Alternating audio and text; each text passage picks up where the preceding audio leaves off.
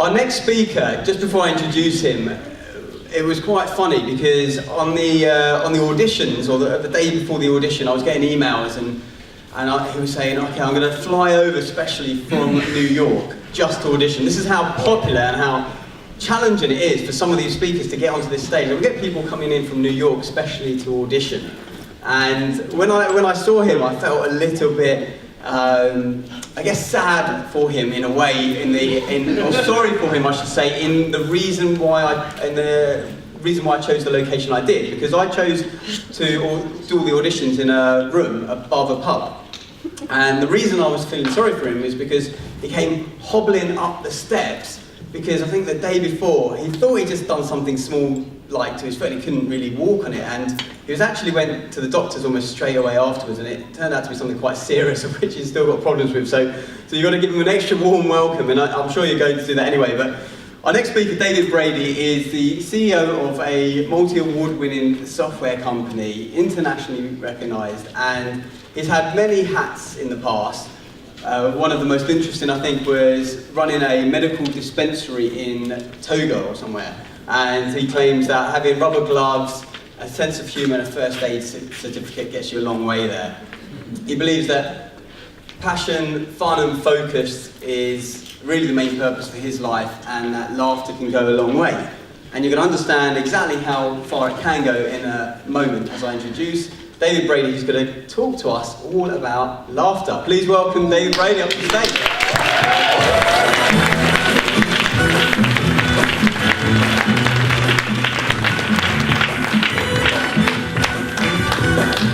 So the foot is getting a little bit better, I have to say. I'm still walking with a bit of a limp. So this is my first time on a stage, so I'm really privileged to be sharing it with all of you. Thank you very much. I'm really glad, because I'm going to be sharing a secret. Okay? I'm going to be sharing a secret. It's a big secret, and it's one so precious that I hope it's going to transform the way you think about your health, your wealth, your happiness. And what's more, it's free. There are no pills. There is no training course. It's just you changing the world one giggle at a time. Sound good? Yes! Great. Okay, so tonight what I hope we're going to do is I'm going to share with you my journey through laughter, what I've learned, why I think laughter is so important, why I believe a daily laughter ritual is so fundamental, and how you can become a walking, talking, laughing machine anytime, anywhere, without even needing to be funny. Are we in? Yes! Great. Okay, so let's go. A few months ago, back in April, I had one of those days. I'm sure that we've all had one of those days, you know, when things don't go quite according to plan. And this particular day was the day of the London Marathon. Has anyone run the London Marathon here before? Okay, so I'm not the only insane one in the room. Right, so you all know that it takes a bit of training, you know, you have to prepare for it, and like me, you get there, you're a bit nervous, but you're ready to run. So I start running on that day. As I start running, I start developing a pain in the leg. It wasn't in the same problem I've got right now, but it was in the same leg. And by about the 16th mile, this pain had actually turned into something quite acute. So that I wasn't running anymore. I was doing something more like this. Like this, the arms were going, so the passion was there, you know, the breath was there, the training was there, but this leg, it just didn't want to play ball. So I'm like doing this. And the wonderful thing about the marathon, if you notice that everyone's got their name on their jersey, and they will shout out things like, "Come on, David, you're doing great. Come on, there's only a few miles left." Anyway, 4 miles before the end of the marathon, which might as well have been 40 by the time the way I was feeling, some guy who didn't get that memo shouts out, "Yeah, David, come on, you could at least make an effort, mate."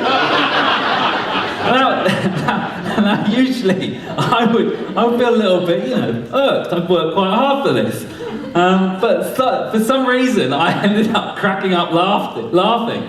Like tears were streaming down my face as I was picturing myself, you know, people walking faster than me at this stage. And it was interesting, that feeling, you know, that laughter, that energy that I got, yeah, it just really helped propel me through those grueling last 4 miles. Another time, I was working in Africa.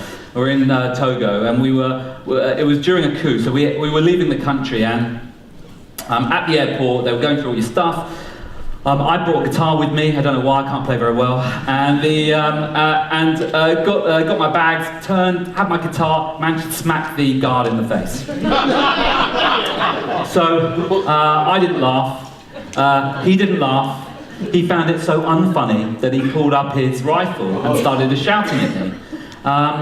Now, to this day, I can laugh about it now. His friends were either side of him, and they're patting him on the back, and they're cracking up laughing, and they're looking at me, and they're pointing at me. And what I think they were looking at was the look of absolute fear in my face at that moment in time. And then all of a sudden, he starts laughing as well, puts the rifle down and says, "Get out of here." Or at least that's what I think he said. And to this day, I believe that laughter really saved my life that day. And it's interesting, when we're kids, we laugh about stuff all the time. We can find anything funny, and we're like, messing around, laughing around. As we get older, we kind of lose that. And maybe it's not that difficult to understand. You turn on the TV, read the paper, and there's not an awful lot in the news these days to laugh about. Add to that the stresses and strains of modern adult life, and it's quite easy to feel a bit gloomy. But I believe that laughter is an important part of what makes us human and healthy, and not to laugh is leading to more conflict, disease, and stress in our lives. And what I really want to be able to do is I just want to be able to change all of that. Do you want to help me do that? Yes! Fantastic. For this world-changing feat, I need a volunteer. Oh, Mr. Happy, please. Yeah, I think you were made for this. In fact, I was. Thank you. Look, he's doing it already. Well done. Okay, so what are we going to do? You're going to be my helper tonight. You ready? Fantastic. And what's your name, by the way? Mr. Happy. So, Mr. Happy, can we have a little round of applause for Mr. Happy? Okay, Mr. Happy, I'd like you to stand a safe distance away, because otherwise we all knock heads, and that won't be very funny for me. Okay, so what we're going to do is I'm going to show you how to do something first, and then I'd like you to do that. And it's very, very simple. We're just going to do some breathing. So I'll show you first. Breathe in and out. And in and out. Fantastic. Okay, so this time we're going to do exactly the same thing, but you're going to utter some magic words. Okay, so the magic words are biggie doogie doggy doo. You go.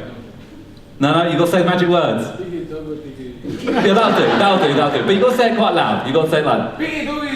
You got it. Fantastic. So, in, and biggie doggy daggy do. Fantastic. And when someone does something really well, what we do is we go, very good, yeah. Very good, yeah. Very good, yeah. Fantastic. Round of applause, everyone. Yeah, great job. That's great. Thank you.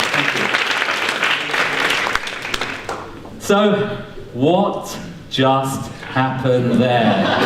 Have I gone absolutely loony? Has the real speaker tonight, are they locked up in some room somewhere? Or reasonable suggestions for a discerning audience like you? But no, this is all actually the fundamentals of laughter. And the science of laughter, gelotology, there is a science of laughter, it's amazing. It's been researched for many years, but I suppose the most famous piece of research dates back to Dr. William Fry in the 1960s, who found that a sustained burst for just 20 seconds of laughter would double the heart rate, so you're getting this kind of physiological response. It would produce a massive release of endorphins. It would reduce blood pressure, and it could also deal with respiratory disease. Now, since then, there have been many other research reports on laughter, all dealing with everything from fertility to cancer to depression, in no end of areas. And I first actually got intrigued by this and really noticed laughter, if you like, when I was very privileged to be on a trip with the big man himself, Mr. Tony Robbins, in India.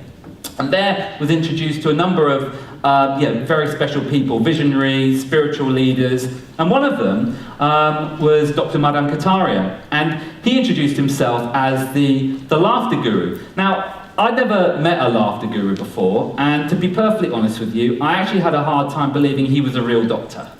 A picture, if you will, ladies and gentlemen, someone that big bald head like that, googly eyes, rubbery ears, and big cheesy grin, and that's exactly what he looked like to me.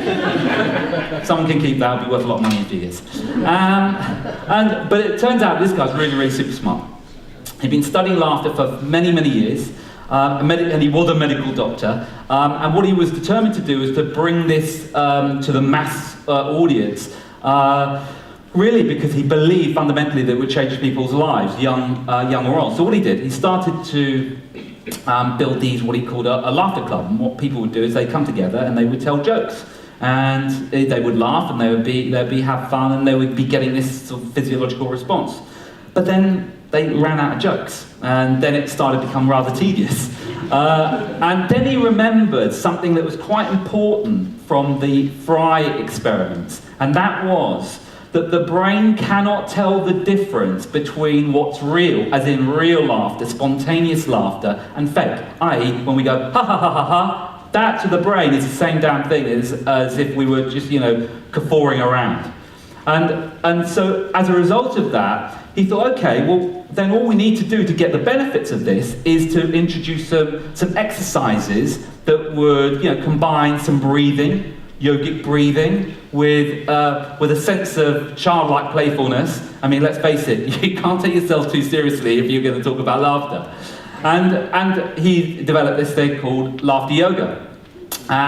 So I was on a trip to India back in January, the year before last, and ended up studying with him for a little bit and ended up becoming a laughter yoga instructor. And what I'd like to do is I'd like to be able to share with you all a few of the very important steps, and what you'll get a sense of is actually how state-changing this can be. So if everyone who is able would like to stand up, you might need a little bit of room.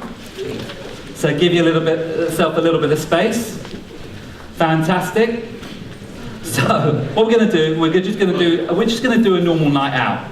So on a normal night out, what we would do is we would meet people, and what we're going to do is like meet your neighbour laughter. And so it goes like this. If you watch me, we're going to, instead of saying how'd you do, you're going to turn to the left and then turn to the right, and you're going to go ha ha ha ha ha ha ha ha ha ha ha ha ha ha. Now your turn.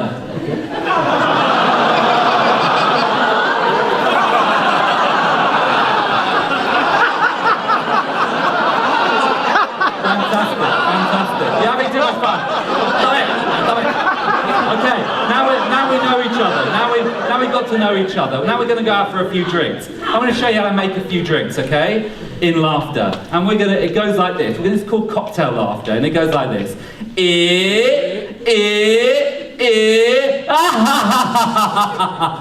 Your turn.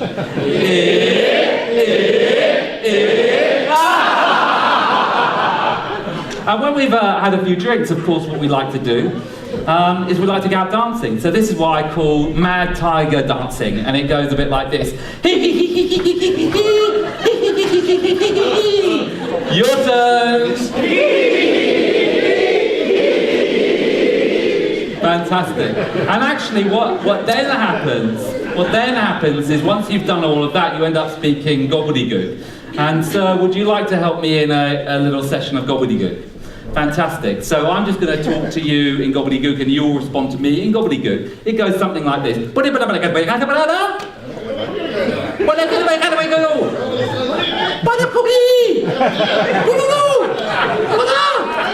Fantastic. I need to go out with you more often. Thank you.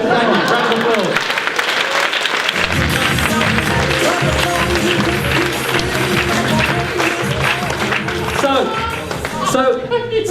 So if I had something I want to leave you with, it would be this. What a different world it would be if we could introduce just a little bit more laughter into it. How amazing would it be if you could, for the next 14 days, Just introduce 1 minute of laughter every day by using one of the exercises I've described tonight, or just find something to laugh about. Even if you have to fake it to make it, it's still good. And if we were able to do that, ladies and gentlemen, if we were just able to do that, imagine what a different world it would be if we could change it one giggle at a time. Thank you very much.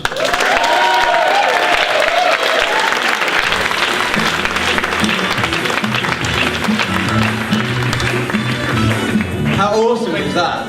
It was even funnier the second time I watched it. Who's got some questions for David? Anyone? Yeah, in the middle again. Have we got a runner at all? Go for it. Hello David, hi. Hi. That was not your first time on stage, was it? It was. Wow. That deserves another hand.